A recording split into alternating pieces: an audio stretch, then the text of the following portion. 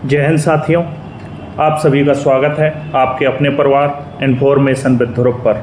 साथियों, जैसा कि आपने देखा, आखिर लद्दाख में हिंसा क्यों, कौन है सोनम वांगचुक, आज हम इसी पर बात करने वाले हैं। तो मैं आपको बता दूं, लद्दाख की राजधानी लेह में बुधवार को विरोध प्रदर्शन हिंसक रूप ले लिया।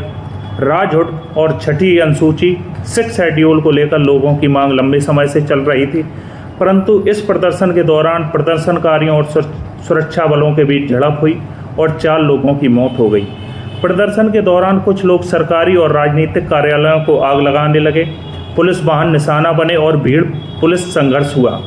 पुलिस का दावा है कि फायरिंग स्वरक्षा में की गई थी क्योंकि नियंत्रण से बाहर स्थिति जा रही थी। उदाहरण के तौर पर लद्दाख के डीजीपी ने कहा कि हिंसा योजनाबद्ध तरीके से की गई है और कुछ शक्तियों ने प्रदर्शन को भड़काने की कोशिश की है। अब बात करते हैं इस पूरे घटनाक्रम में केंद्र बिंदु बने सोनम वांगचुक की।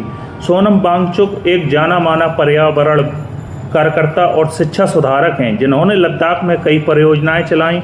वह लद्दाख में राजहुड और 6 शेड्यूल की मांग के समर्थन में भूख हड़ताल पर बैठे थे। बुधवार की हिंसा के बाद 26 सितंबर को उन्हें गिरफ्तार कर लिया जाता है। गिरफ्तारी की गंभीर धारा उन्हें राष्ट्रीय सुरक्षा अधिनियम NSA के तहत गिरफ्तार किया गया। साथ ही केंद्र सरकार ने उनकी NGO SECMOL student education and cultural movement of Ladakh की FCRA विदेशी अनुदान पंजीकरण को रद्द कर दिया है। उनकी पत्नी ने कहा कि पुलिस ने उनके घर खंगाला और बिना स्पष्ट आरोप बताए उन्हें गिरफ्तारी की उनकी। वहीं पुलिस और प्रशासन का आरोप है कि वांगचुक के कुछ प्रवर्तक बयानों और कथित संबंधों की जांच की जा रही है और उन पर पाकिस्तानी संपर्क की भी जांच हो रही है। इस गिरफ्तारी और हिंसा के बाद प्रतिक्रियाओं की बाढ़ सी आ गई। कांग्रेस ने सरकार की कड़ी आलोचना की और 4 युवाओं की मौत की न्यायिक की घटना चुनाव विरोधी और निष्पक्ष तरीके से देखी जानी चाहिए। प्रशासन का तर्क है कि गिरफ्तारी और कार्रवाई राज्य सुरक्षा एवं व्यवस्था बनाए रखने के लिए जरूरी थी। इस विवाद का पृष्ठभूमि जानना भी जरूरी है। 2019 में जम्मू और कश्मीर को विशेष दर्जा हटाने के बाद लद्दाख को अलग केंद्र शासित प्रदेश बनाया गया। इससे वहां के लोगों को आत्मसम्मान, जमीन स्वामित्व और स्थानीय अधिकारों को लेकर चिंताएं हैं।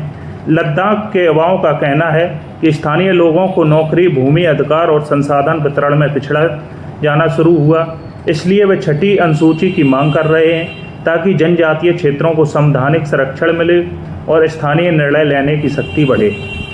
आंदोलन शांतिपूर्ण रूप से आगे बढ़ा था, लेकिन बुधवार की घटना ने स्थिति बदल दी। जहां वर्तमान स्थिति है, लेह और आसपास के इलाकों में कर्फ्यू लागू है और नागरिक गतिविधियों पर पाबंदी है। मोबाइल इंटरनेट सेवाएं बंद कर दी गई हैं ताकि अफवाहों और गलत खबरों का असर कम हो सके। प्रशासन ने कई गिरफ्तारियां की हैं और हिंसा फैलाने वालों के खिलाफ कड़ी कार्रवाई का आश्वासन दिया है। अगले दिन 6 अक्टूबर को लद्दाख नेताओं और केंद्र सरकार के बीच वार्ता प्रस्तावित है। यह वक्त है संवाद का, उपायों और सुनने की प्रतिक्रिया को आगे बढ़ाने का, ताकि हिंसा ना हो और जनता की आवाज़ न्याय संगत रूप से सुनी जानी चाहिए। तो यह थी लद्दाख हिंसा और सोनम वांगचुक से जुड़ी प्रमुख खबरें। समय के साथ साथ जैसे जैसे नए तथ्य सामने आ रहे हैं, हम इस पर आपको अपडेट देते रहेंगे।